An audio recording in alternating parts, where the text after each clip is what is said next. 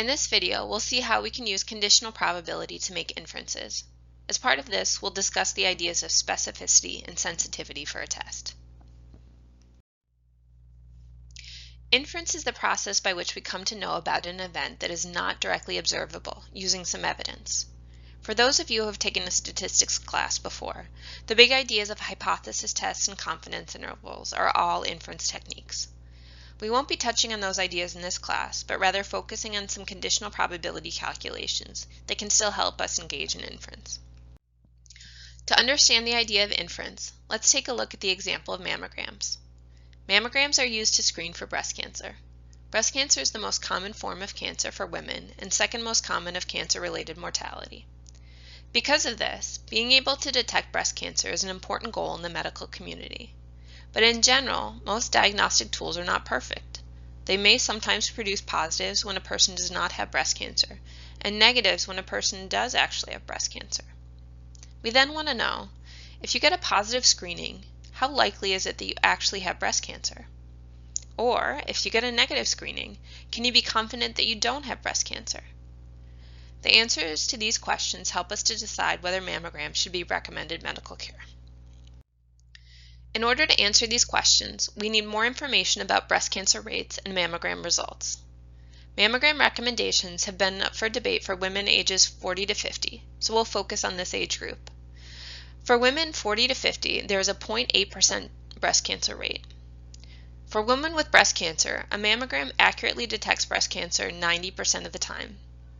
For a woman without breast cancer, there is a 7% chance that she will still have a positive screening. Note that these percentages give us information about mammogram results if we already know the breast cancer status of a woman. We want to switch this to infer about the breast cancer status of a woman given information about mammogram results. To do this, I'll start by completing the following table. As a starting point, I'll suppose I am considering 10,000 women. This is just a stand-in number for computing probabilities, and we could actually use any total. Using the given information, we can suppose that 0.8% of those 10,000 women have breast cancer. So we have 0.008 times 10,000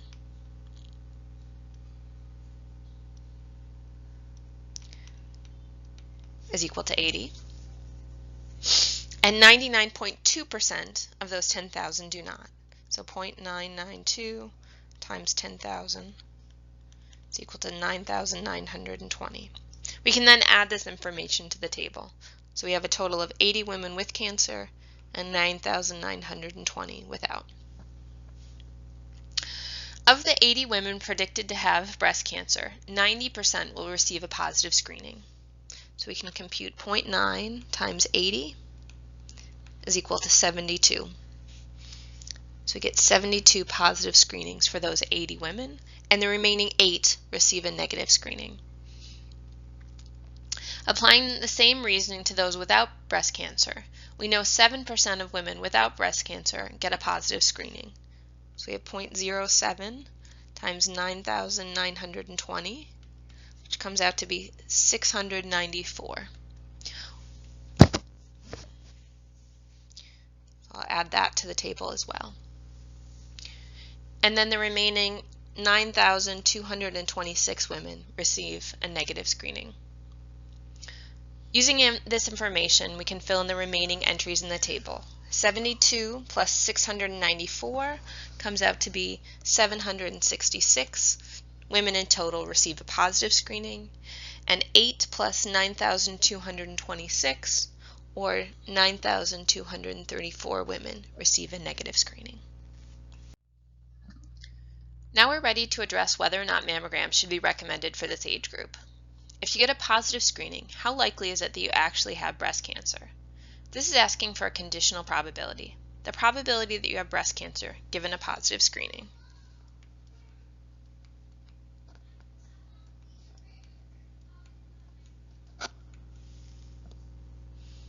There are a total of 766 positive screenings, and 72 of those women have breast cancer.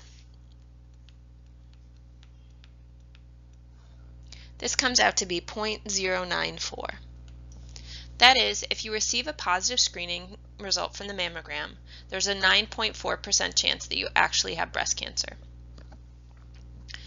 If you get a negative screening, can you be confident that you don't have breast cancer? Again, this is asking for a conditional probability, the probability that you do not have breast cancer given a negative screening.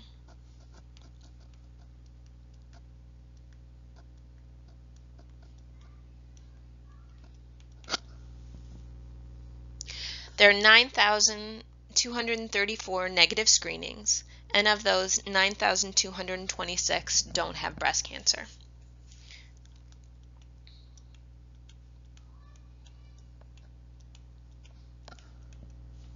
This comes out to be 0.999.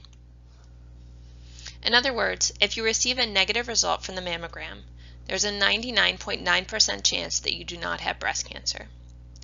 We can see that for this age group, mammograms are very effective at verifying that women don't have breast cancer, but it also has many false positives. Because false positives can lead to stress and additional unnecessary medical interventions, some national organizations do not recommend regular mammograms for this age group. The mammogram example highlights two important concepts for using inference: sensitivity and specificity. The sensitivity of a test is the proportion of true positives that test positive. Written using conditional probability notation, this is the probability of a positive test given a true positive. In the previous example, we began with the information that the sensitivity of mammogram screening is 90%. The specificity of a test is the proportion of true negatives that test negative. Written using conditional probability notation, this is the probability of a negative test given a true negative. The specificity of a test is the proportion of true negatives that test negative. In the mammogram example, we are told that 7% of true negatives receive positive screenings, so that the sensitivity is 93%. For mammograms, the low breast cancer rate of women ages 40 to 50, combined with the specificity of only 93%, led to many cancer-free women receiving positive screenings.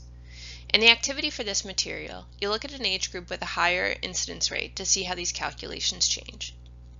In general, an ideal test that has both very high sensitivity and very high specificity. However, this is often not possible.